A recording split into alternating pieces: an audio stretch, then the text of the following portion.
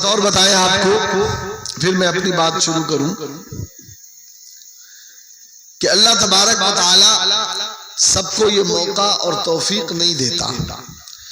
بہت سے ایسے لوگ ہوتے ہیں کہ ان کے پاس مسجد بھی ہے، قرآن بھی ہے، گھر بھی مسلمان کا ہے، لیکن وہ کچھ سیکھ نہیں پاتے۔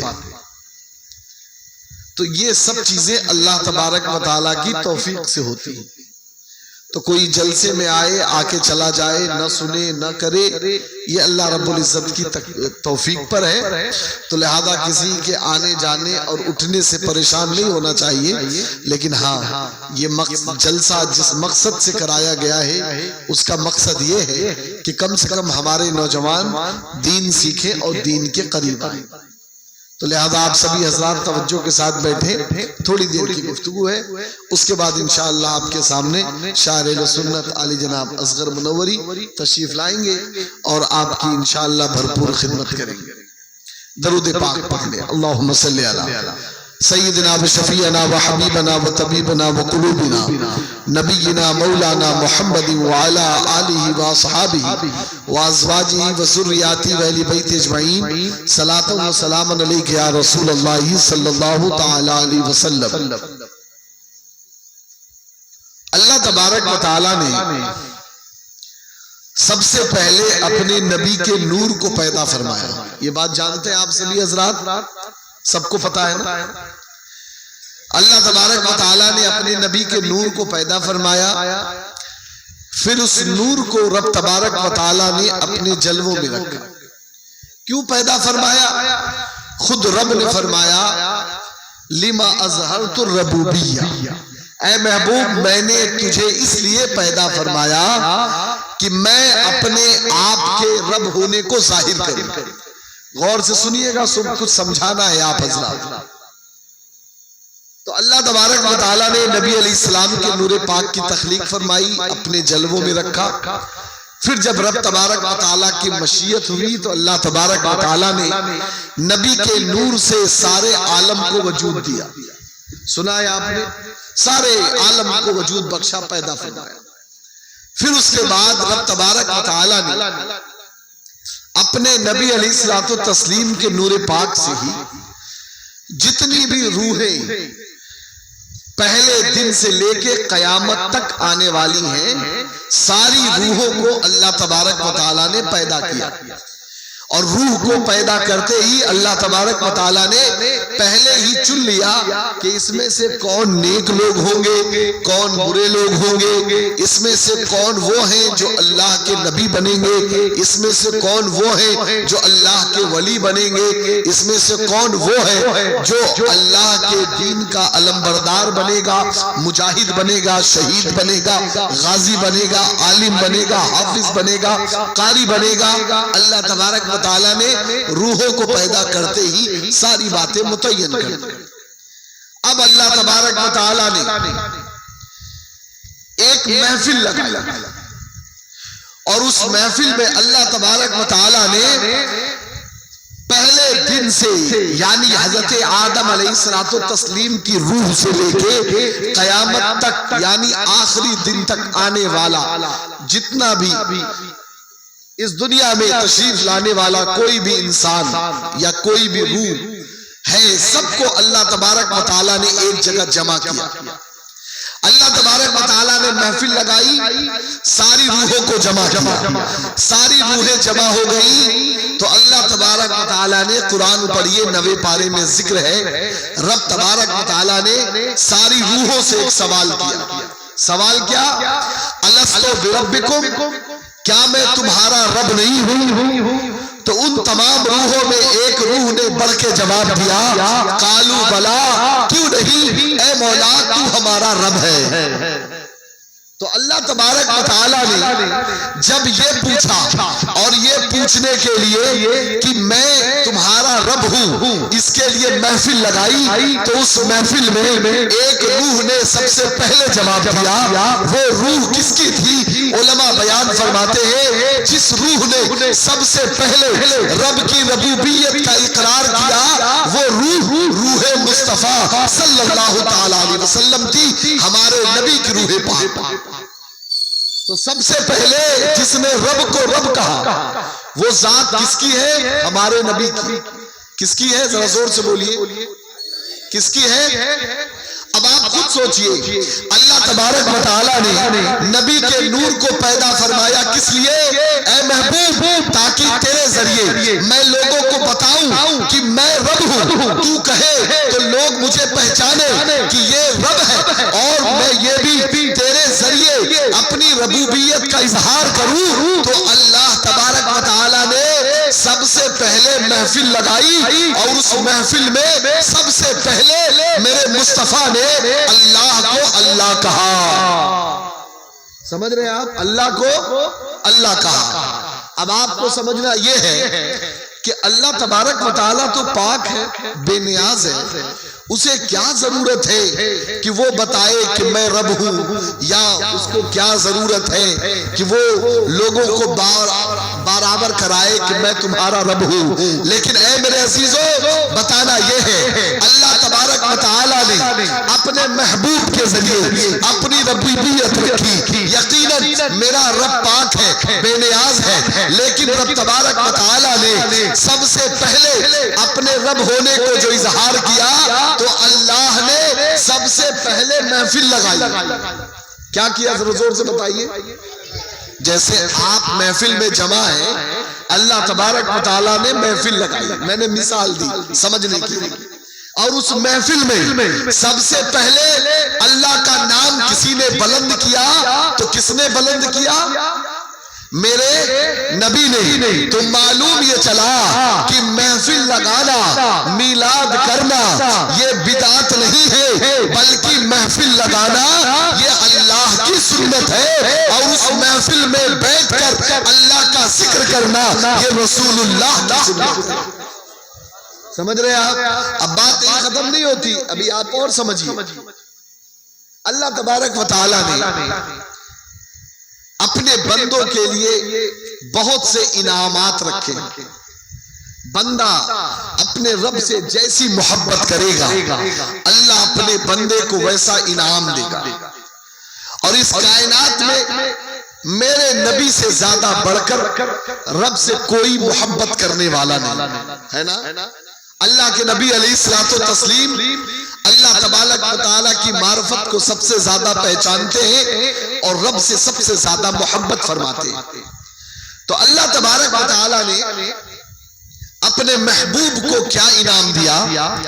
مرنا ہے کہ نہیں مرنا ہے سب کو؟ ذرا زور سے مریں گے نا بھائی؟ جی مریں گے، ہاں بالکل مریں گے۔ اور مرنے کے بعد پھر آپ نے کیا سنا ہے کہ مرنے کے بعد اللہ تبارک و تعالیٰ قبر کی منزل میں گزارے گا، اور قبر کی منزل سے آپ جب اٹھیں گے تو کیا ہوگا؟ حشر کا میدان ہوگا۔ کیا ہوگا؟ حشر کا میدان ہوگا۔ اب حشر کا میدان ہوگا تو وہاں پہ سورج سوا نیزے پر ہوگا، وہاں پہ دھوپ اپنی تمازت سے لوگوں کو جلا رہی ہوگی، آدمی اپنے گناہوں کی بدولت پسینے میں سرابور ہوگا، کہیں پہ کسی کا ٹھکانہ نہیں ہوگا، نفسی کا عالم ہوگا۔ اے میرے عزیزو، لیکن ایسے حالت میں اللہ تبارک و تعالیٰ اپنے محبوب کو بھیجے گا۔ کیا شان ہوگی میرے مصطفیٰ کی کہ جب میرے مصطفیٰ حشر کے میدان میں تشریف لائیں گے تو عالم یہ ہوگا کہ آدم علیہ السلام سے لے کر حضرت عیسیٰ علیہ السلام تک، آدم علیہ السلام سے لے کر قیامت تک جتنے بھی انسان اس دنیا میں آئے سب کے سب نبی علیہ الصلوۃ والتسلیم کے سامنے صفے باندھے کھڑے ہوں گے، اور اس کھڑے ہونے کا انداز یہ ہوگا کہ سارے انبیاء اکرام کی امتیں اپنے اپنے صفوں میں کھڑے ہوں گی، اور اس وقت اللہ تبارک و تعالیٰ اپنے نبی کو یہ شان دے گا کہ میرے نبی علیہ السلام مقام محمود پہ کھڑے ہوں گے۔ قرآن کہتا ہے वबातुहु मकाम महमूदा, आप नमाज में जब अजान होती है आप अजान की दुआ पढ़ते हैं, उसमें आप नबी के लिए मकाम महमूद की दुआ करते हैं। नबी अलैहिस्सलाम मकाम महमूद पर आएंगे, शान ये होगी कि मेरे नबी के हाथ में लेवाउल हम्द होगा और मेरे नबी अपने रब की तारीफ बयान कर रहे होंगे। अब यहाँ पे अल्लाह तबारक व तआला अपने नबी को ये शान देगा कि मेरे मुस्तफा एक महफिल मैंने उस वक्त लगाया जब रूह मौजूद थी और उस महफिल में आपने मेरा नाम बुलंद किया, मेरा जिक्र किया, तो आज आपको ये इनाम रब की तरफ से मिलता है कि ऐ मुस्तफा कल आपने अल्लाह के नाम को बुलंद किया, आज हश्र के मैदान में आदम से लेके ईसा तक जितने भी हैं सब तुम्हारी नात पढ़ेंगे, सब तुम्हारी तारीफ करेंगे और तुम अकेले अपने रब की तारीफ करोगे। ये शान मेरे नबी अलैहिस्सलाम। वाह वाह, नारे तकबीर, नारे रिसालत, सरकार की आमद, आका की आमद, मदनी की आमद। हज़रात मोहतरम, ये मेरे नबी की शान। अल्लाह तबारक व तआला एक जब दुनिया का आगाज हुआ तब उसने एक महफिल लगाई और जब दुनिया का इख्तिताम होगा तब एक महफिल लगेगी। यही वजह है कि हम अहले सुन्नत वल जमात ये कहते हैं कि फकत इतना सबब है इनकादे बज़्म महशर का कि उनकी शान महबूबी दिखलाई जाने वाली है। हमारे आका के ही बदौलत ये दुनिया बनी, ये जो कुछ वजूद है मेरे आका की वजह से है। ये चांद सूरज ये सितारे सब आका के मरहूनो मिन्नत है। यहाँ तक कि जनाबे वाला आपने तकरीरें सुनी होगी, उलमा बयान फरमाते हैं अल्लाह तबारक व तआला ने जन्नत के दरवाजों पे नाम मोहम्मद लिखवाया, हूरों के सीने पे नाम मोहम्मद लिखा, अब हूरों के पलकों पे नाम मोहम्मद, फरिश्तों के परों पे नाम मोहम्मद। मैंने ये सोचा या इलाह हर जगह नाम मोहम्मद लिखने की क्या जरूरत, तो मेरे ज़हन में ये जवाब दिया ताकि जन्नत ये ना समझे कि मैं बहुत ज्यादा खूबसूरत हूँ इस वजह से मेरा मकाम है, कोई हूर ये ना समझे कि मैं बहुत ज्यादा खूबसूरत हूँ इस वजह से मेरा मर्तबा है, कोई फरिश्ता ये ना समझे कि मैं मासूम हूँ इस वजह से मुझे ये मकाम मिला, बल्कि तेरे सीने पर, तेरे पलकों पर, तेरे परों पर, जन्नत के दीवारों पर नामे मोहम्मद रहे ताकि तू हमेशा मेरे मुस्तफा का वफादार रहे और गुलाम रहे और ये जानता रहे कि तेरा वजूद बगैर मेरे मुस्तफा के हो ही नहीं सकता, हो ही नहीं सकता। अल्लाह अल्लाह अकबर, या रसूल अल्लाह, या रसूल अल्लाह, जिंदाबाद जिंदाबाद जिंदाबाद जिंदाबाद जिंदाबाद। अल्लाह अकबर। हज़रात मोहतरम, आप देखेंगे फिर जो भी है वो सब जन्नत भी आशिक़े मुस्तफ़ा, और जन्नत बनी ही है किसके लिए? उस शाके मुस्तफ़ा के लिए। जी तुझसे और जन्नत से क्या मतलब, मुनाफिक दूर हो, हम रसूलुल्लाह के, जन्नत रसूलुल्लाह की। जन्नत बनी ही और मेरे नबी से सब मोहब्बत करने वाले, हूरे भी मोहब्बत करने वाली, फरिश्ते भी मोहब्बत करने वाले, सैयदुल मलाइका हजरत जिब्रील अमीन मेरे आका से कितने मोहब्बत करने वाले। अल्लाह तबारक व तआला ने जब आपको भेजा कि ऐ जिब्रील जाओ मेरे मुस्तफ़ा को बुला के ले आओ, आप आराम फरमा रहे हैं, आप आए देखा मुस्तफ़ा अलैहिस्सलातु तस्लीम आराम कर रहे हैं, सोए हुए हैं। कहा ऐ मौला तेरे मुस्तफ़ा सोए हुए जगाऊं कैसे? अल्लाह तबारक व तआला ने कहा है जिब्रील अपने काफूरी होठों को मेरे मुस्तफा के कदमों से लगाओ, क्योंकि तुम्हारे काफूरी होठ इसीलिए बने हैं ताकि तुम मुस्तफा के मोहब्बत की निशानी बनो, अपनी गुलामी के सबूत के तौर पर अपने महबूब के कदमों पे अपने नूरानी होठों को लगा दो। तो सब नबी से मोहब्बत करने वाले, आप भी यहाँ मोहब्बत محبت کر رہے. بتانا یہ ہے جناب حضرات محترم کہ جو لوگ یہ کہتے ہیں کہ میلاد منانا شرک ہے یا بدعت ہے، میلاد کبھی کسی نے نہیں منایا، کسی صحابی نے کیا ہو تو بتاؤ. ارے میں کہتا ہوں جب دنیا کا وجود نہیں تب اللہ تبارک و تعالی اپنی محفل لگا کے اپنے محبوب سے اپنی حمد بیان کروا رہا ہے، اپنی تعریف کرا رہا ہے. اور جب دنیا کا اختتام ہوگا اس وقت بھی اللہ تبارک و تعالی محفل لگائے گا، سب کو جمع کرے گا. اور اس وقت روحوں کو، آپ کو بھی خیال نہیں ہم کو بھی خیال نہیں کہ ہم نے الستو بربکم جب کہا، اور یقیناً یہ ایمان کی دولت جو ہمیں ملی ہے، ہم نے بھی اپنے نبی کے نام پر الستو بربکم قالوا بلا کہا ہوگا، تبھی اللہ نے ہمیں یہ دولت دی ہے. لیکن ہمیں یاد نہیں، خیال نہیں. تو اللہ تبارک و تعالی اب جب دوسری محفل لگائے گا تو آپ کو خیال بھی ہوگا، یاد بھی رہے گا، حشر کا میدان بھی ہوگا. اور جب میرے مصطفیٰ آئیں گے تو وہاں پہ جو عاشق رسول ہوگا وہ تو کھڑا ہی اسی لیے ہوگا کہ میرے سرکار آئے اور میں اپنے نبی کی نعت پڑھنا شروع کر دوں. سمجھ رہے ہیں؟ اور آپ روایتیں پڑھیں، اللہ تبارک و تعالیٰ نے اس دن انبیاء اکرام کو یہ موقع دیا کہ تم میرے نبی کی تعریف کرو، میرے محمد کی تعریف کرو، اور میرے محمد کی تم لوگ تعریف کرو گے اور میرا محمد صلی اللہ علیہ وسلم وہ میری تعریف کریں گے. آپ دیکھیں ایک چیز اور میں جواب دے دوں، بات آ گئی ہے تو بہت سے لوگ یہ کہتے ہیں جب سلام پڑھا جاتا ہے، کاش محشر میں جب ان کی آمد ہو اور بھیج سب ان کی شوکت پہ لاکھوں سلام. تو کچھ لوگ کہتے ہیں کہ لگتا ہے کاش آ گیا، ان کو شک ہے کہ کیا نبی علیہ السلام کاش آئیں گے کہ نہیں آئیں گے. حالانکہ جو لوگ اعتراض کرتے ہیں ان کو نہ فن شاعری معلوم ہے اور نہ ان کو کسی طریقے سے ادب و بیان سے کوئی لینا دینا ہے. یہاں پر جو اعلیٰ حضرت عظیم البرکت نے کاش کہا ہے وہ کاش نبی کی آمد پر نہیں کہا ہے، بلکہ کاش اس وجہ سے کہا ہے کہ میرے مصطفیٰ کی شان قیامت میں اتنی بلند ہوگی کہ آدم سے لے کے عیسیٰ تک جب سب نفسی نفسی کے عالم میں ہوں گے تو میرے مصطفیٰ تنے تنہا اس وقت انا لہا کہہ رہے ہوں گے. اور انا لہا کی یہ شان ہوگی کہ محبوب جو تم کہو وہی ہوگا، جو تم مانگو وہ دیا جائے گا. تمہارا اشارہ ہوگا، جہنمی جہنم سے نکال کے جنت میں ڈال دیے جائیں گے. اس دن تو محمد کی یہ شان ہوگی کہ سارے انبیاء، آدم بھی نبی کی نعت پڑھ رہے ہوں گے، ابراہیم بھی نبی کی نعت پڑھ رہے ہوں گے، موسیٰ بھی نبی کی نعت پڑھ رہے ہوں گے، عیسیٰ بھی نبی کی نعت پڑھ رہے ہوں گے. جب اتنے بڑے بڑے نعت پڑھ رہے ہوں گے تو ہم جیسے چھوٹے کہاں جائیں گے؟ جی ابھی یہی آپ کا اسٹیج لگا ہے، اصغر الہ آبادی بیٹھے ہوں اور ایک چھوٹا بچہ کہے کہ میں نعت پڑھنا چاہتا ہوں تو آپ کہیں گے ارے چلو تم بیٹھو، اتنے بڑے شاعر موجود ہیں پہلے ان کو پڑھنے دو، ہے نا؟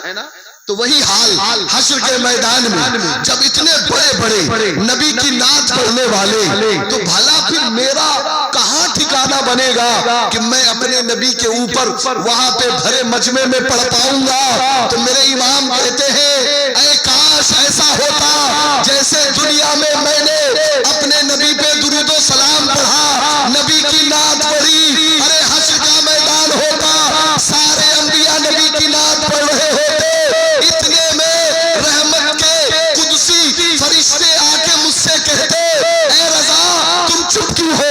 دنیا میں تھے تو کہتے تھے مصطفیٰ جان رحمت پہ لاکھوں سلام. ارے یہ دیکھو تمہارے مصطفیٰ آ گئے، مقام محمود پہ کھڑے ہیں، خاموش نہ رہو، کھڑے ہو جاؤ. کہتے کیوں نہیں مصطفیٰ جان رحمت پہ لاکھوں سلام، شمع بزم ہدایت پہ لاکھوں سلام. تو ذات محترم وہ جو محفل لگے گی وہ محفل عاشق مصطفیٰ کی. اور میرے نبی کی ایک حدیث پاک ہے، یہ سب کو پتا ہے کہ آدمی جس حال میں مرے گا اسی حال میں اٹھایا جائے گا. اگر آدمی گناہ کرتے کرتے مر گیا تو اپنی قبر سے اٹھے گا تو وہی گناہ کر رہا ہوگا. आदमी जिस हाल में मरेगा उसी हाल में उठाया जाएगा। अब अगर आप नबी की तारीफ करते करते, नबी की नात पढ़ते पढ़ते, नबी के इश्क मोहब्बत में अगर इंतकाल कर गए तो जब आपकी कब्र खुलेगी और हश्र के मैदान में जब आपको जाना होगा तो पता चला कि अगर आपने आशिके आला हजरत, शहदाई आला हजरत के शहजादे हुजूर मुफ्ती आजम हिंद के तर्ज पे ये कहा हो कि मैं सो जाऊं या मुस्तफा सल्ले अला कहते कहते अगर आपकी आंख ये कहते कहते बंद हो गई तो मेरा रब इतना करीम है कि जब तुम उठोगे तो फिर तुम आगे अपने नबी पे दुरूद पढ़ते हुए सलाम पढ़ते हुए पढ़ोगे। यही वजह है कि हम कहते हैं कि मेरे हुसैन की तरह कोई सजदा कर नहीं सकता, क्योंकि मेरे हुसैन ने अपने रब की बारगाह में सर को सजदे में रख के कटाया है। तो यकीनन जब हुसैन हश्र के मैदान में उठेंगे तो उस वक्त भी नबी के सुन्नत के मुताबिक हुसैन का सर सजदे में होगा और ज़बान पे अल्लाह का नाम जारी होगा। जो जिस हाल में इंतकाल करेगा वो उसी हाल में। जिंदाबाद, नारे तकबीर, जहाँ जोर से बोले जोर से नारे रिसालत, मसलके आला हज़रत उलमाए अहले सुन्नत पैगामे मुस्तफा कॉन्फ्रेंस। तो ज़ाते मोहतरम आप अपनी आदत जैसी बनाएं, हश्र के मैदान में जैसे ही आप सरकार को देखेंगे समझ जाएंगे दुनिया में आपने नबी की नाते पढ़ी होंगी, आप अपने नबी पे नाते पढ़ना शुरू कर देंगे। लेकिन ऐ मेरे अजीजों आपको बताऊं दुनिया की सबसे कीमती चीज क्या है? आप हज़रात जवाब दीजिए, तो तवज्जो रखिए जितने लोग हैं गौर से। दुनिया की सबसे कीमती चीज क्या है? जरा जोर से, क्या है? नमाज। और कोई? दुनिया की सबसे कीमती चीज इबादत। आपने कहा इबादत, नमाज, और कुछ? हाँ, जरा जोर से दिमाग लगाइए थोड़ा। दुनिया में अगर आपके पास ईमान ना हो आप नमाज पढ़ेंगे तो फायदा होगा? जरा जोर से, नहीं होगा ना। सबसे कीमती चीज और सबसे भारी, सबसे अहम चीज, एक ऐसी चीज जो किसी कीमत आप लगा ही नहीं सकते, जिसकी कोई कीमत नहीं, अनमोल है, सारी दुनिया मिल के भी नहीं खरीद सकती। उस चीज का नाम मेरे मुस्तफा पे ईमान लाना है। इस ईमान से कीमती चीज कुछ नहीं, समझ रहे हैं आप? और ईमान कीमती क्यों है? थोड़ी देर के लिए तवज्जो चाहिए। अल्लाह तबारक व तआला ने रूहों को पैदा किया। फिर से पहली तरफ लौट के चले। रूहों को पैदा करने के बाद अल्लाह तबारक व तआला ने हजरत आदम अलैहिस्सलाम के जिस्म को यानी पुतले को, ए बेटा थोड़ी देर के लिए फोन काट के बैठ जाओ मेरे लाल, जरूरी बात है, तुम लोगों को सुनना जरूरी है। असल में माहौल का बड़ा असर पड़ता है। बच्चे ये समझते हैं कि खाली जो नात पढ़ता है मुतरन्निम आवाज में वही नात है। मैं जितनी देर बोल रहा हूं ये सब नात है, बस फर्क ये है कि मैं नस्र में कर रहा हूं और ये नज्म में करते हैं। इनका गला सुरीला है और मेरा गला सुरीला नहीं है, हालांकि मैं भी नात ही पढ़ रहा हूं। समझ रहे हैं आप? तो होता क्या है कि जब तरन्नुम में कोई चीज होती है तो चाशनी देती है।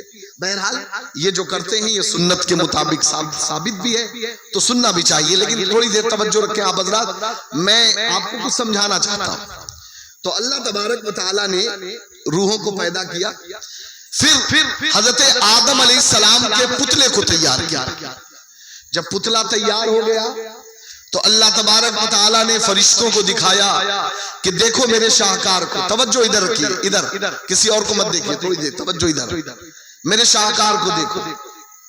फरिश्तों ने देखा, अल्लाह तबारक व तआला की बारगाह में कहा मौला तू पाक है, बेनियाज है, ए मौला क्या शानदार तख्लीक है। अल्लाह तबारक व तआला ने शैतान को दिखाया जो उस वक्त फरिश्तों का क्या था, उस्ताद। और ऐसा वैसा नहीं, बल्कि सारी दुनिया में जहां कहीं भी हरियाली नजर आएगी वो उस शैतान के सजदे की बुनियाद पर है जिसे अल्लाह तबारक व तआला ने अपनी बारगाह से निकालने से पहले कबूल किया था। इतना बड़ा आबिद, जाहिद, फरिश्तों का उस्ताद। अल्लाह तबारक व तआला ने कहा تم دیکھو اس مجسمے کو. دیکھا تو اس نے کہا مولا بہتر ہے، بنایا کس لیے؟ تو فرشتوں نے بھی یہی سوال کیا تھا. رب نے فرمایا جو میں جانتا ہوں وہ تم نہیں جانتے. حالانکہ انسان اور جناتوں کو ہم نے اپنی عبادت کے لیے پیدا کیا. جب شیطان نے آدم علیہ الصلوۃ والتسلیم کے پتلے کو دیکھا تو وہ سوچنے لگا کہ میں تو آگ سے بنا ہوں، یہ تو مٹی سے. یہ قرآن میں سب شاہد ہے. تو اس نے اپنے نفس کو بڑا سمجھا کہ میں تو بڑا ہوں، میں افضل ہوں، میں اعلیٰ ہوں. اور ایک بات یاد رکھیں، اللہ تبارک و تعالیٰ کو تکبر پسند نہیں. کبھی بھی کوئی غرور نہ کرے، تکبر نہ کرے، نہ مال پہ، نہ دولت پہ، نہ حسن پہ، نہ جمال پہ، نہ علم پہ، نہ عزت پہ. ہمیشہ اللہ کی بارگاہ میں عاجزی کرنے والے بندے اللہ کو پسند ہیں. تو شیطان نے تکبر کیا، اللہ تبارک و تعالیٰ نے حکم دیا کیا؟ وَإِذْ قُلْنَا لِلْمَلَائِكَةِ اسْجُدُوا لِآدَمَ، اے تمام فرشتے آدم کو سجدہ کرو. اب تمام فرشتوں نے جیسے ہی اللہ کا حکم پایا سب نے سجدہ کر دیا.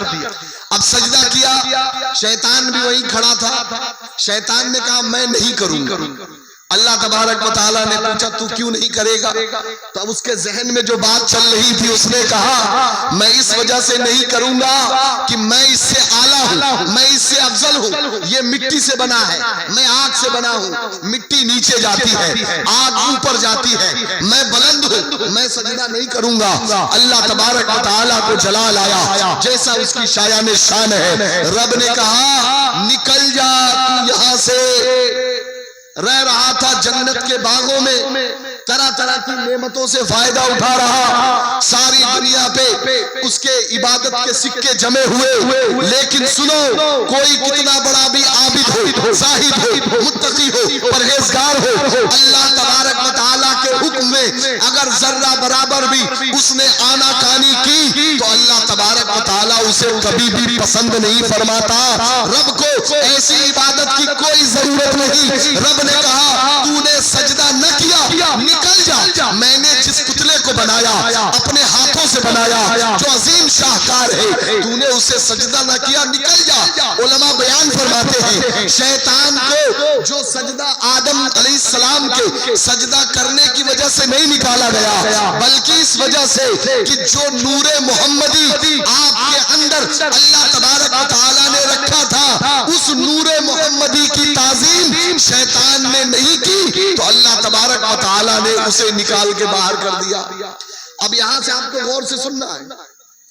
شیطان جب باہر جانے لگا اس نے رب سے کہا مولا میں اتنے دن تک تیری عبادت کرتا رہا، میں تجھے مانتا ہوں، تو رب ہے. شیطان نے کبھی اللہ کا انکار نہیں کیا. یاد رکھیے، پورا قرآن پڑھ ڈالیے، اس نے اللہ کا انکار نہیں کیا. میں تجھے رب مانتا ہوں، تو رب ہے. تو مولا میں نے اتنے دن عبادت کی، کچھ تو مجھے ملے، موقع دے. تو اللہ تبارک و تعالیٰ نے پوچھا کیسا موقع؟ کہا مولا میں موقع چاہتا ہوں کہ میں تیرے بندوں کو بہکا کے دکھاؤں گا کہ جس شاہکار کی وجہ سے، جس پتلے کی وجہ سے، جس آدم کی وجہ سے تو میری ساری عبادتوں کو رائگاں کر رہا ہے اور مجھے اپنے دربار سے باہر نکال رہا ہے، میری حیثیت ختم کر دی. اے مولا تو مجھے مہلت دے، میں دکھاؤں گا کہ یہ انسان کتنا کمزور ہے، یہ انسان کتنا زیادہ اپنے عمل اور ایمان کے اعتبار سے کمزور ہے. میں دکھاؤں گا کہ یہ انسان کتنا بڑا تیرا نافرمان ہے، مجھے موقع دے. سنیے، اللہ نے کہا جا، موقع دیا. اب یہاں سے آپ اپنی ویلو اور حیثیت سمجھیے. سوئیے نہیں، نیند بھگاؤ میرے لال، باتیں نہ کرو ادھر ادھر کی. اللہ تبارک و تعالیٰ نے شیطان کو ایک دن، دو دن، دو چار ہفتہ، دو چار سال کا موقع نہیں دیا. کہا جاؤ تمہیں موقع دیا. کب تک؟ الی یوم الدین، قیامت تک تجھے موقع دیتا ہوں، تو میرے بندوں کو بہکا کے دکھا. اللہ تبارک و تعالیٰ نے شیطان کو اتنی طاقت دی کہ میرے نبی فرماتے ہیں کہ شیطان انسان کے خون میں دوڑتا ہے. شیطان کو اللہ نے اتنی طاقت دی کہ شیطان آپ کے ناک پر رات گزارتا ہے. اللہ نے شیطان शैतान को इतनी ताकत दी, आप नमाज में रहे, शैतान आपके दिल में आकर वसवसे पैदा कर देता है। अल्लाह ने शैतान को इतनी ताकत दी और इतना ज्यादा इंसान के करीब कर दिया, कयामत तक मोहलत दी। कहा जा बहका के दिखाना। अल्लाह तबारक व तआला ने कहा कि तू बहका तो सकता है, लेकिन सुन, जो मेरे महबूब के कदमों पे चलने वाला होगा, जो मेरे महबूब का चाहने वाला होगा, जो मुत्तबे होगा, जो मेरा मानने वाला होगा, जो मेरे वली होंगे, जो वलियों के नक्शे कदम पे चलने वाले होंगे, जो मेरे हुक्म को मानने वाले होंगे, तू उन्हें कभी भी गुमराह नहीं कर सकता। अल्लाह तबारक व तआला ने शैतान को इतना मौका दिया, आखिर आपके अंदर कुछ तो ऐसी क्वालिटी होगी, हमारे अंदर आपके अंदर कुछ तो ऐसी क्वालिटी होगी जिसके बुनियाद पर अल्लाह तबारक व तआला ने शैतान को क़यामत तक का मौका दिया और दावे के साथ कि जा बहका के दिखा। समझ रहे आप? तो अब आप क्या समझ रहे हैं? शैतान अपना काम नहीं कर रहा, शैतान आया और शैतान ने आके सबसे पहले अपना काम ये किया कि आदम अलैहिस्सलाम के शहजादों में लड़ाई करवाई, कत्ल करवाया, खून करवाया। शैतान आगे बढ़ा, गौर से सुनते चलिएगा। शैतान आगे बढ़ा, शैतान ने आगे बढ़कर लोगों को बुत परस्ती सिखाई। शैतान आगे बढ़ा, मूसा अलैहिस्सलाम की कौम को शैतान ने बछड़े की इबादत और दीगर बहुत सी गंदी चीजें सिखाई।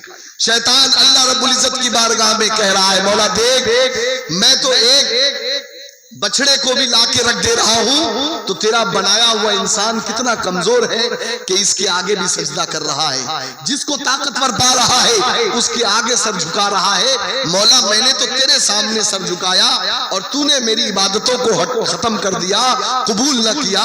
देख तेरा इंसान कितना कमजोर है। लेकिन ऐ मेरे अजीजों, मेरे मोहतरम, शैतान यूं ही रश्क कर रहा है और शैतान आज तक आपके ईमान के पीछे लगा हुआ है। लेकिन शुक्र है उस मौला का कि उस मौला ने शैतान को जहां मौका दिया कि मेरे बंदों को बहका के दिखा, वहीं पर अपने बंदों के हिदायत के लिए अल्लाह ने अंबिया भेजे, कुरान भेजा, सब आते रहे, सब बताते रहे। लेकिन इस तमाम कायनात में सारी हिदायतों के असल, सारे हिदायतों का मजमा अल्लाह तबारक व तआला ने जिसको बनाया वो हमारे आका नबी और आखिरी ज़मान मोहम्मदुर रसूलुल्लाह सल्लल्लाहु तआला अलैहि वसल्लम को बनाया। सारे नबियों ने आपके नक्शे कदम को चाहा, आप ही को मांगा, आप ही को तलब किया, आप ही का उम्मती बनने का दिल में ख्वाहिश रखते रहे, अल्लाह से दुआएं करते रहे। वो नबी हमारे नबी अलैहिस्सलातु तस्लीम जिनकी शान अज़मत पर अल्लाह तबारक व तआला ने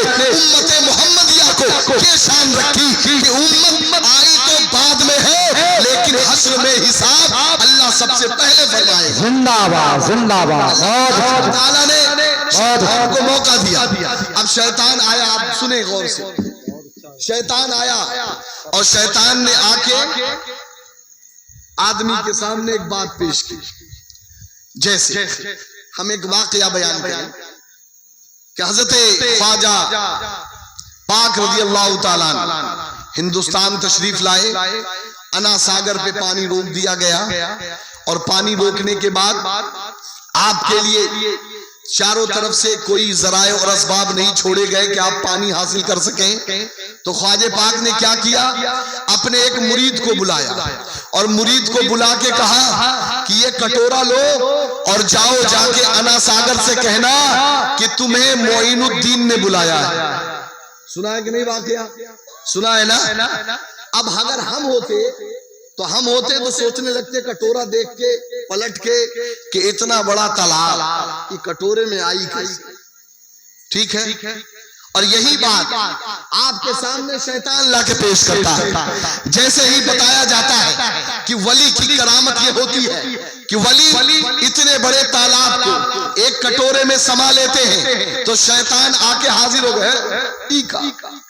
वली कुछ नहीं कर सकते, वली कुछ दे नहीं सकते, वलियों के पास ताकत कहाँ है, ये भला कैसे हो सकता है?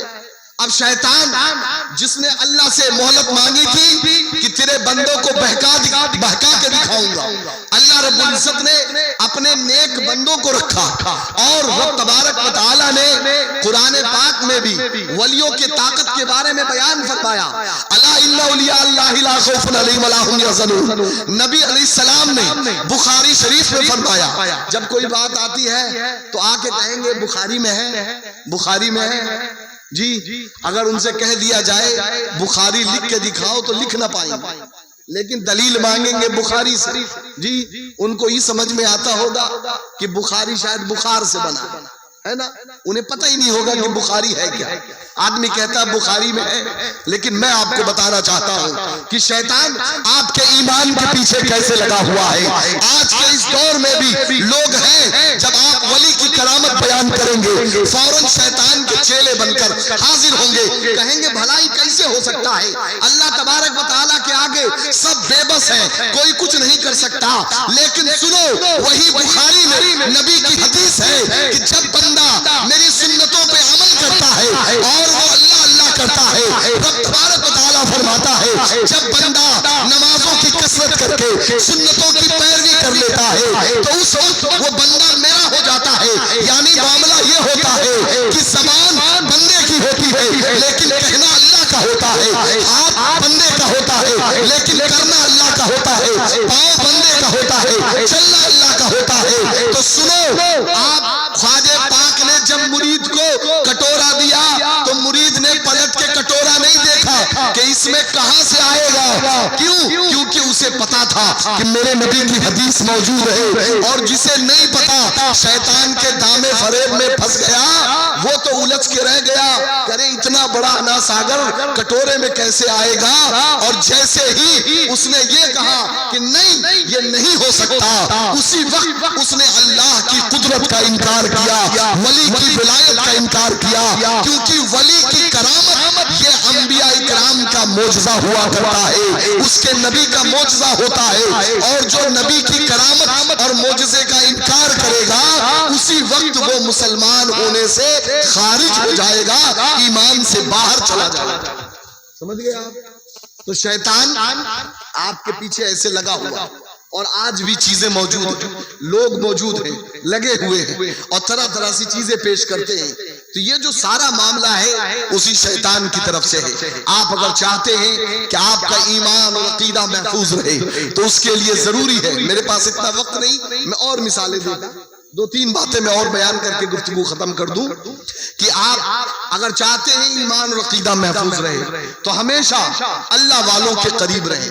کیونکہ اللہ والے اگر کچھ نہ ہوتے تو میرا اللہ کبھی یہ نہیں کہتا کہ تم دعا کرو اہدنا الصراط المستقیم صراط الذین انعمت علیہم۔ ارے جب اللہ ہی اللہ کرنا ہے اور اللہ ہی اللہ سے ملنا ہے تو اے اللہ تو ہمیں ڈائریکٹ ملا کیوں نہیں دیتا؟ آخر یہ صراط الذین انعمت علیہم جن پہ تو نے انعام کیا ان کے در پر ہمیں ٹھوکر کھانے کے لیے کیوں کہہ رہا ہے؟ تو میرا رب آپ کو بتانا چاہتا ہے یقیناً میری بارگاہ بڑی عظیم بارگاہ ہے، میری بارگاہ بڑی عظمتوں کی بارگاہ ہے۔ تمہیں ادب نہیں پتا، تقاضے نہیں پتا، تمہیں یہ جاننا ہے کہ تمہارا رب تم سے کیسے قریب ہوگا۔ تو میرے مصطفیٰ کی زندگی دیکھو، تمہیں یہ جاننا ہے کہ تمہارا رب تمہاری نمازیں کیسے قبول کرے گا۔ تو میرے غوث کے نماز کو دیکھو، تمہیں یہ جاننا ہے کہ تم عورت ہو، تمہارے پردے کو اللہ کیسے قبول کرے گا۔ تو میرے فاطمہ کے پردے کو دیکھو، تمہیں یہ جاننا ہے کہ جوانی کیسے گزاری جاتی ہے۔ تو میرے حسنین کی زندگی کو دیکھو، اللہ تبارک و تعالی آپ کو یہ درس دے رہا ہے کہ تم میرے عزیزوں کے قریب رہو گے تو تمہیں میں بھی اپنی طرف راستہ دوں گا اور اپنا محبوب بنا لوں گا۔ سمجھ رہے ہیں آپ؟ اب ذات محترم آج کے زمانے میں ہو کیا رہا ہے، یوٹیوب کا زمانہ ہے، سوشل میڈیا ہے، لوگ طرح طرح کی تقریریں چلاتے ہیں، سنتے ہیں، لوگوں کو پتہ ہی نہیں چلتا ہم سن کس کو رہے، بس یہ سمجھ میں آتا ہے دین کی بات تو ہو رہی ہے، آدمی سمجھتا ہاں یار دین کی بات تو ہو رہی ہے۔ اب مان لیجئے آپ نے دین کی بات کے چکر میں کبھی قرآن بجایا، یعنی آڈیو میں ریکارڈ یا یوٹیوب پہ آپ نے انا فتحنا لک فتحا مبینا بجا دیا، سورہ پاک چلنے لگی، اب آپ کو میں ایک بات پوچھوں، اگر میں آپ کو کہوں آپ میرے پاس آئے تبلیغ کے لیے اور مجھے پتا ہو کہ آپ جھوٹے ہیں، گنہگار ہیں، آپ چور ہیں، آپ نے بہت غلطیاں کی ہیں، اللہ معاف کرے، تو آپ جب میرے پاس آئیں گے تو میں کیا کہوں گا؟ ارے جاؤ یار پہلے اپنا دامن دیکھو. بات سمجھ رہے کہ نہیں؟ کہیں گے کہ نہیں؟ کہیں گے نا جی بالکل. یعنی تم خود غلط ہو اور ہمیں آئے ہو تبلیغ کرنے کے لیے. شیطان نے کیسے دام فریب میں لیا کہ قرآن میں اللہ رب العزت نے فرمایا لیغفر لک اللہ ما تقدم من ذنبک وما تاخر. تو لوگوں نے، عالم اپنے آپ کو کہنے والے، علماء کہنے والے، بڑے بڑے مدرسوں کے فارغین، انہوں نے یہ ترجمہ کر دیا کہ اللہ تبارک و تعالی تمہارے اگلے پچھلے گناہوں کو معاف کرتا ہے، معاف کر رہا ہے. آپ خود سوچئے، آدمی گناہ کرے گا اور یہ بات نبی کے لیے کہی جا رہی ہے، تو جب نبی ہی گنہگار ہوں گے تو بھلا پھر نبی کی بات کو کون قبول کرے گا؟ جی نبی کو گنہگار کہنا، نبی کو خاطی کہنا، یہ کفر ہے. اور ایسا ہی کفر آج کے یوٹیوب کے زمانے پر لوگ کر رہے ہیں. لوگ تقریریں سنتے ہیں. آپ نے ابھی بھی سنا ہوگا کہ ایک یوٹیوبر مولوی جس کا نام طارق مسعود ہے جی، اس نے معاذ اللہ کھلے طور پر نبی علیہ الصلوۃ والتسلیم کی شان میں گستاخی کی، اور ساتھ ہی ساتھ شان میں گستاخی تو کی اس نے قرآن میں کہا کہ قرآن میں گرامر کی غلطی ہے. جی آپ کہیں گے ایسے لوگوں کو مفتی، ایسے لوگوں کو عالم؟ جی پہلے تو غلطی کرو، جان بوجھ کے بولو، پھر اس کے بعد اپنے فتوے جاری کرو کہ ہم سے غلطی ہو گئی. آپ نے تو کتنوں کا ایمان لوٹ لیا، کتنوں کو آپ نے برباد کر دیا، کتنے لوگوں نے آپ کو سنا ہوگا اور اس پہ اتفاق کیا ہوگا، ان کا ایمان تو چلا گیا. اے میرے عزیزوں سنیے، ہمارے نبی کو یہ لوگ یہ بولتے ہیں کہ نبی امی ہے. امی کے معنی مطلب ان کا مطلب یہ ہے کہ نبی جاہل ہے. نبی کو علم نہیں. جس نبی کی بنیاد پر اللہ تبارک و تعالی نے ساری کائنات میں علم کی خیرات بانٹی، اسی نبی کو جاہل کہا جائے، اسی نبی کو یہ کہا جائے کہ پڑھے لکھے نہیں تھے. اللہ تبارک و تعالی نے اپنے نبی کے بارے میں فرمایا وَمَا هُوَ عَلَى الْغَيْبِ بِضَنِينٍ. یہ نبی ایسے ہیں جو غیب بتانے میں بخیلی نہیں کرتے. اللہ تبارک و تعالی نے فرمایا وَعَلَّمَكَ مَا لَمْ تَكُنْ تَعْلَمْ. اے نبی جو آپ نہیں جانتے تھے اللہ نے وہ بتلا دیا. جو آپ نہیں جانتے تھے کیا یہ اللہ ہی بہتر جانتا ہے. تو نبی علیہ الصلوۃ والتسلیم کو اگر کوئی جاہل کہے، اگر کوئی آپ کو پڑھا لکھا نہ کہے، آپ کو یہ کہے کہ آپ پڑھے لکھے نہیں تھے، تو جناب والا وہ نبی کی شان میں توہین کرتا ہے، اور نبی کی شان میں توہین کرنے والا کافر ہوتا ہے. سمجھ رہے ہیں آپ؟ اب امی کا معنی جاہل کا نہیں ہوتا ہے.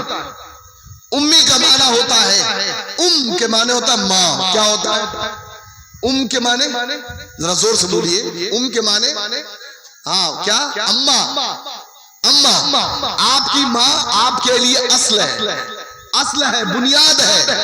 تو ہمارے نبی ہمارے لیے اصل ہے، بنیاد ہے. تبھی تو ہم کہتے ہیں کہ وہ جو نہ تھے تو کچھ نہ تھا، وہ جو نہ ہو تو کچھ نہ ہو. ہمارے نبی ہماری اصل ہے، جڑ ہے. نبی ہیں تو ہم ہیں، نبی نہیں ہوں گے تو ہم بھی نہیں ہوں گے. وہ جو نہ تھے تو کچھ نہ تھا، وہ جو نہ ہو تو کچھ نہ ہو. جان ہے وہ جہان کی، جان ہے تو جہان ہے. تو نبی کے معنی چنا ہوا. کے معنی نبی علیہ الصلوۃ والتسلیم کے بارے میں جو رب تبارک و تعالی نے فرمایا اے نبی آپ چنے ہوئے ہیں، تبھی تو میرے نبی مصطفیٰ ہے. تو اے میرے عزیزوں آپ ایسے جاہلوں کی تقریر نہ سنیں، ورنہ سنیں گے تو آپ کا ایمان زائل ہوگا، آپ ایمان سے خارج ہو جائیں گے. لہذا علم حاصل کیجیے. علم حاصل کرنے کے لیے آپ کو محنت کرنی پڑے گی. علم بغیر محنت کے نہیں حاصل ہوتا. آپ کو اس کے لیے اپنے گھروں سے نکلنا پڑے گا، پڑھنا پڑے گا، آپ کو جانا پڑے گا، جہاں علم بٹ رہا ہو اس جگہ جا کے خیرات لیجیے۔ اور سنیے، یہ مال و دولت، یہ دنیا، یہ نبی کی میراث نہیں ہے۔ حضرت ابو ہریرہ رضی اللہ تعالیٰ عنہ ایک دن باہر نکلے اور جا کے بستی میں چلانے لگے، اے بستی والوں باہر نکلو، باہر نکلو۔ لوگوں نے کہا کیا ہوا ابو ہریرہ؟ کہا جلدی مسجد میں جاؤ، نبی کی میراث بٹ رہی ہے، نبی کی دولت بٹ رہی ہے۔ لوگ بھاگے بھاگے مسجد پہنچے، کیا دیکھا؟ وہاں پہ عالم بیٹھ کر دین کی باتیں کر رہے ہیں، وہاں پہ عالم بیٹھ کر حدیث پڑھ رہے ہیں۔ تو لوگ باہر آئے اور حضرت ابو ہریرہ سے کہنے لگے، اے ابو ہریرہ یہ کون سا مذاق ہے؟ مسجد میں کہاں نبی کی میراث بٹ رہی ہے، وہاں تو لوگ بیٹھ کے علم کی باتیں کر رہے۔ تو حضرت ابو ہریرہ نے کہا، ارے سنو، علم ہی میرے نبی کی میراث ہے، میرے نبی کی دولت ہے، میرے نبی کی وراثت ہے۔ تو ایک بیٹا اپنے باپ کی وراثت لیتا ہے کہ نہیں لیتا ہے؟ ذرا زور سے، ارے ابھی آپ مر جائیں تو آپ کے بیٹے لڑ جائیں گے وراثت کے لیے، خون کھچڑ سب ہو جائے گا زمین کے لیے، جائیداد کے لیے۔ لیکن ان جاہلوں کو یہ بھی نہیں پتا کہ وراثت لینے کے لیے بھی علم وراثت کا جاننا ضروری ہے۔ لیکن وراثت سب کو چاہیے، علم یہ ہمارے نبی کی وراثت ہے۔ اور ہمارے نبی، قرآن نے فرمایا ما کان محمد ابا احد من رجالکم ولکن رسول اللہ، کہ یہ محمد کسی کے باپ نہیں ہے، یہ کیا ہے؟ اللہ کے رسول ہے۔ علماء نے تشریح فرمائی ہے کہ اس کا مطلب یہ کہ کوئی یہ نہ سمجھے کہ نبی علیہ الصلوۃ والتسلیم کسی کے لیے حقیقی باپ ہے یا وہ باپ کہ جس سے وراثت ثابت ہوتی ہے، لیکن در حقیقت دیکھا جائے تو ہمارے نبی ہمارے اصلی والد کی طرح ہے، کیونکہ ہمارے نبی سے زیادہ بڑھ کر ہم پر مہربان، جان کے اعتبار سے، عزت کے اعتبار سے، ایمان کے اعتبار سے، مال و دولت کے اعتبار سے ہمارے نبی سے زیادہ کوئی ہم پہ مہربان نہیں۔ تو ہمارے نبی ہمارے والد کی طرح ہے، سمجھ رہے ہیں آپ؟ تو اگر آپ اپنے نبی کو اپنا مانتے ہیں تو بتائیے نبی کی وراثت لیں گے کہ نہیں لیں گے؟ بولے ذرا زور سے، ارے بولے نا، لیں گے کہ نہیں لیں گے؟ وراثت لیں گے نا، تو علم حاصل کریں گے۔ اب آپ کو بتا دوں، علم حاصل کرنا بہت محنت اور جد و جہد کا کام ہے۔ موقع ملا ہے، پتہ نہیں پھر موقع ملے گا نہیں ملے گا، ایک بات اور سن لیجئے، کانسیپٹ کلیئر ہو جائے گا۔ موسیٰ علیہ الصلوۃ والتسلیم نے ایک مرتبہ رب سے کہا کہ مولا مجھے علم لدنی عطا کر، تو اللہ تبارک و تعالیٰ قادر و مطلق چاہتا تو وہی بھیج کر حضرت موسیٰ علیہ السلام کے سینے میں سارا علم ڈال دیتا، لیکن اللہ تبارک و تعالیٰ نے موسیٰ علیہ السلام سے کہا ہے موسیٰ آپ یہاں سے چلیے، جہاں پہ دو پہاڑ ملے اور وہاں پر جہاں مجمع بحرین ہو، دو سمندر آپس میں ملے، اور آپ جب جائیے تو مجمع بحرین پہچاننے کا طریقہ یہ ہے کہ اپنے ساتھ مچھلی لے لو، اس مچھلی کو پکا لو، اب پکا کے ٹفن میں بھر لو، اور جہاں مچھلی زندہ ہو کے پانی میں چلی جائے بس سمجھ جائیے گا کہ جن سے آپ کو علم لینا ہے وہ وہی ملیں گے۔ اب ایک بات میں آپ کو اور سمجھا دوں، کچھ لوگ کہتے ہیں معاذ اللہ ثم معاذ اللہ، نبی مر کے مٹی میں مل گئے، نبی کچھ کر نہیں سکتے، نبی کچھ دے نہیں سکتے۔ اللہ اکبر، ہمارا رب کتنا بڑا قادر و مطلق ہے کہ خود موسیٰ علیہ السلام ایک نبی کو کہہ رہا ہے موسیٰ مچھلی پکڑو، مچھلی کو صاف کرو، اسے اچھے سے پکاؤ، توے پہ تل لو، آگ میں جلا دو، ٹفن میں رکھ لو، لیکن ایک مقام ایسا آئے گا کہ میں اس تلی بھنی جلی مری ہوئی مچھلی کو زندہ کر دوں گا اور وہ پھر سے کود کے پانی میں چلی جائے گی اور تمہارے لیے راستہ بنا دے گی، وہیں پہ تمہیں وہ آدمی ملے گا۔ تو جو میرا رب تلی بھنی چلی مچھلی کو زندہ کرنے پہ قادر ہے، بھلا وہ رب اپنے ان محبوبوں کو زندگی دینے پہ کیوں نہیں قادر ہے کہ نہیں ہے؟ جی ہم ہوتے تو کہتے کرے مچھلی جل گئی، کٹ گئی، اے اللہ ابھی کیسے جی؟ لیکن نہیں، میرا رب ہر چیز پہ قادر ہے، قدرت رکھتا ہے۔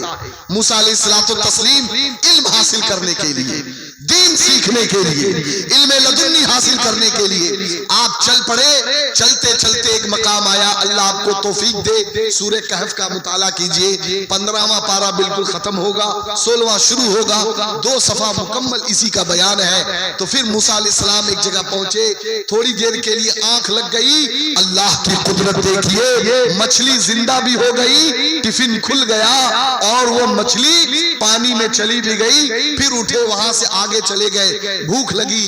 آپ کے ساتھ یوشع بن نون ایک اور نبی تھے، ان سے کہا ذرا ٹفن کھولو، کھانا کھا لیا جائے، بھوک لگی ہے۔ جب ٹفن کھولا تو دیکھا مچھلی ہی نہیں، اللہ کی نشانی یاد آ گئی، کہا وہ ذرا پیچھے پلٹ کے چلو، اللہ کی نشانی پوری ہو گئی۔ آپ پیچھے پلٹ کے آئے تو دیکھا جو مجمع بحرین یعنی جہاں 2 سمندر ملتے ہیں، یہ بھی اللہ کی قدرت ہے۔ ایک سمندر کا پانی دوسرے سمندر میں ٹکراتا تو ہے لیکن ملتا نہیں ہے۔ میرا رب ایسی قدرتوں والا ہے، اسی رب نے اپنے نبی کو وہ شان عطا فرمائی ہے کہ میرے نبی علیہ الصلوۃ والتسلیم ساری کائنات میں افضل و اعلیٰ، آپ کے علم کی خیرات جس نے بھی پائی وہ زمانے میں معزز ہو گیا۔ حضرت موسیٰ علیہ السلام خضر علیہ السلام کے پاس جاتے ہیں اور علم حاصل کرتے ہیں۔ تو اے امت محمدیہ، آپ اپنے نبی کی بدولت افضل ہیں، اعلیٰ ہیں، برتر ہیں۔ جب اللہ نے آپ کو افضل بنایا، اعلیٰ بنایا، سب سے افضل نبی عطا فرمایا، سب سے افضل کتاب عطا فرمائی، سب سے افضل آپ کو امتی بنایا، تو آپ کے لیے ضروری ہے کہ آپ سبھی لوگ بھی اپنے بچوں کو خود بھی آپ علم حاصل کریں، علم دین حاصل کریں اور زمانے میں عزت والے بنیں۔ کریں گے انشاءاللہ، کریں گے انشاءاللہ، کریں گے انشاءاللہ۔ اور آپ کو علم سکھانے کے لیے ماشاءاللہ الحمدللہ آپ کے بغل میں حافظ و قاری نورین وارث صاحب قبلہ ایک کیا وارثی کوچنگ بھی چلاتے ہیں، آپ اپنے بچوں کو وہاں بھی بھیجیں۔ ہر آدمی پڑھائے، ہر مولوی پڑھ لینا، ہر مکتب فکر سے پڑھ لینا، یہ کہیں کی چالاکی نہیں ہے۔ اگر آپ ایسا ہی کریں گے تو طارق مسعود جیسا جاہل آپ کے ایمان کو لوٹ کے چلا جائے گا، آپ کو پتہ بھی نہیں چلے گا۔ اس وجہ سے صحیح سنی، صحیح العقیدہ، صحیح علماء اہل سنت سے آپ اپنے بچوں کو پڑھوائیے، تاکہ آپ کے مرنے کے بعد کوئی یہ نہ کہے ان کا جون رہا کئی کے چلا گئے قبر میں، اب کونوں ضرورت نہیں۔ لیکن الحمدللہ کسی سنی سے پڑھوائیں گے تو آپ کے مرنے کے بعد آپ کا بیٹا آپ کی قبر پہ جائے گا اور اللہ کے کلام کو پڑھ کے دعا کرے گا، مولا میری حیثیت تو کچھ نہیں لیکن تیرے محبوب کا کلام ہے، میں نے پڑھا ہے، میرے ابا کے گناہ معاف کر دے۔ تو میرے نبی فرماتے ہیں کہ بہت سے لوگ گنہگار ہوں گے لیکن اللہ تبارک و تعالی ان کے گناہوں کو ان کے بچوں کے استغفار کی بدولت معاف کر دے گا اور ان کو جنتی بنا دے گا۔ یہ کب ہوگا؟ جب آپ کا بیٹا سنی ہوگا، آپ سنی ہوں گے، صحیح العقیدہ ہوں گے، ورنہ درود فاتحہ آپ کو شرک لگے گا تو مرنے کے بعد آپ اسی مرگھٹ میں پڑے رہیں گے، کوئی پوچھنے والا بھی نہیں ہوگا۔ لیکن الحمدللہ مسلمان سنی صحیح العقیدہ مسلک اعلی حضرت کے ماننے والے ہوں گے تو پھر تو ہم وہ ہیں کہ حشر تک ڈالیں گے ہم پیدائش مولا کے دھوم، مثل فارس نجد کے قلعے گراتے جائیں گے۔ ہماری تو وہ شان ہے کہ گھر میں میلاد کریں گے، قبرستانوں میں میلاد کریں گے، اٹھیں گے انشاءاللہ تو قبر میں بھی میلاد کرتے ہوئے، حشر میں بھی میلاد کرتے ہوئے، جہاں بھی اٹھیں گے اللہ کے نبی کا نام لیتے رہیں گے، کیونکہ یہی وہ نام ہے جو ہمیں ساری دنیا میں عزت دیتا ہے، ساری مصیبتوں سے چھٹکارا دیتا ہے، کیونکہ یہ نام نامی میرے حبیب علیہ الصلوۃ والتسلیم کی ذات بابرکات کا ہے، جو اللہ کو پسند ہے اور جو اللہ کو پسند ہوتا ہے وہ اللہ تبارک و تعالی اپنے بندے کو اس کی برکتوں سے نوازتا ہے۔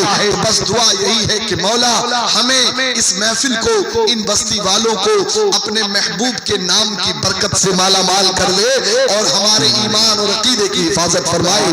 استغفر اللہ ربی من کل ذنب واتوب الیہ وآخر دعوانا ان الحمدللہ رب العالمین۔ لا ورب العرش، جس کو جو ملا ان سے ملا، پڑتی ہے کونین میں نعمت رسول اللہ کی۔ السلام علیکم ورحمۃ اللہ وبرکاتہ۔ وعلیکم السلام۔